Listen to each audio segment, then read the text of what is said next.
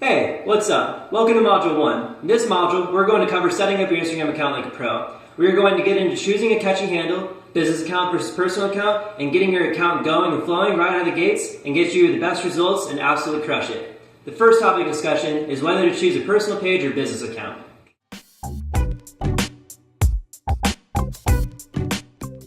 So now I'm going to pull out my phone and show you guys what it looks like on the inside and really the pros and cons of both and help you decide which one's the best option for you.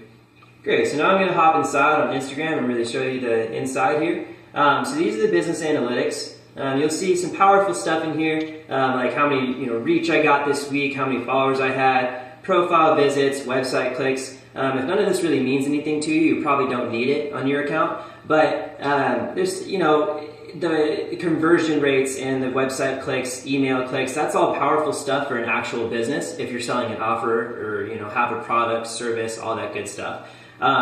So really you'll see discovery rates and all this stuff is self-explanatory. You see the actual description on each right below it, but I'm going to come right into here and some powerful stuff and get into followers. So right here you'll see how much of your percentage is male and how much is female, right? The ages of each, where they are. I have some followers in Istanbul, you'll see, but that'll just give you some powerful analytics for best times to post, all that stuff. So let's get into here. I'm going to tap on See More. And you can see the gender with a pie chart. I mean, it really does come in handy, especially if you're an influencer doing bigger brand deals once you get up there. This will be stuff that you send to brands to be able to get the best, if you have a certain male audience, it'll help them pay you more.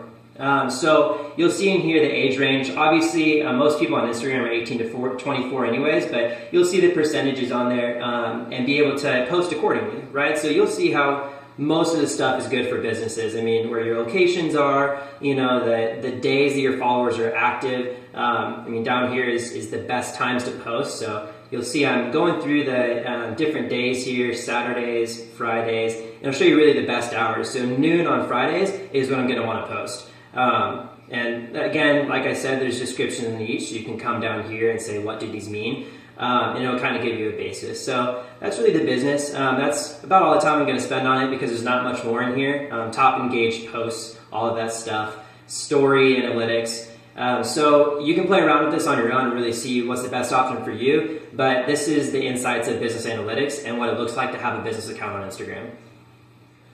Great, so now let's go into personal account and the settings in there and what makes it different. So you'll see here immediately we don't have the email button, so your customers or anyone can't email you directly. That's one thing that you missed, but you'll see here we still have the highlighted videos. I have a testimonial in there for the highlighted story. That's a great option. That'll be huge. It's good that they still give personal accounts that option. And again, there's not really much difference here. You don't get the analytics in the top right, those three little bars. So that's about it. Regarding the algorithm ranking side, you really have it where the personal accounts rank better than the algorithm because Instagram's owned by Facebook. Facebook now has it where their business accounts have to pay for that engagement, so you won't get as much engagement if you're a business account. Fair so. Like Instagram has the fairness to do that, but now with the personal account, you automatically rank better just because you're a personal account. So if you do want to switch it back to business or back to personal in between the two, you go to switch to business profile right down here. You'll see it in the middle of the screen, and you'll be able to just switch it real quick, connecting it to the Facebook. And that's what we'll get into next, is getting your account connected to a Facebook account. Okay, so now I'm going to get into linking to your Facebook and really establishing that immediate credibility with that audience so you can have that seamless integration between Facebook and Instagram. This is super important, and I'm going to show you how to do it right here on my phone.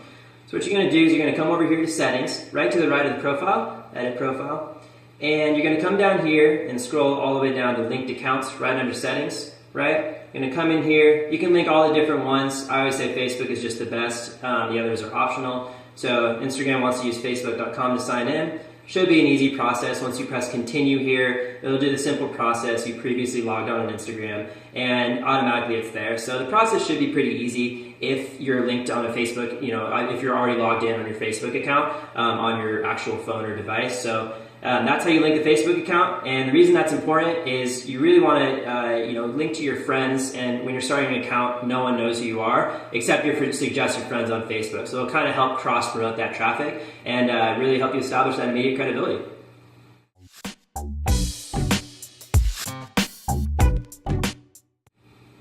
So now that we've covered personal and business accounts, let's go into choosing a correct and catchy username. We've conducted multiple tedious studies with hundreds of accounts, and with that, we've found that small, seemingly important things such as having dots or underscores actually hinders your results on Instagram. You will rarely see an account with hundreds of thousands of followers with one of these things. So essentially, simplicity is the key. The more simple your username, the better your results will be.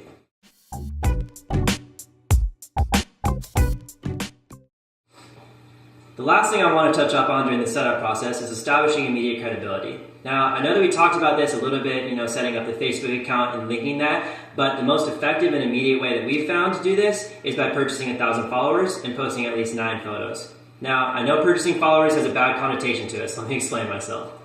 People trust what people already trust. It's called the Jones effect. It's much harder to establish an audience without any credibility. And at the end of the day, purchasing only 1,000 followers isn't going to affect your account much long term. At any rate, use it with your own discretion, but we wanted to throw this in here to express the importance of establishing that immediate credibility, but at the same time, I'd like to take this moment to declare that we do not condone overuse of purchasing bot or fake followers or anything like that, and we take pride in teaching people how to build a real and engaged audience. Great, so now that we got all of that boring business analytics stuff out of the way, I know, it's boring as heck, but now we're going to get into the fun customization stuff like bio, profile photo, all that fun stuff. So let's go and delve right into it, and I will see you in Module 2.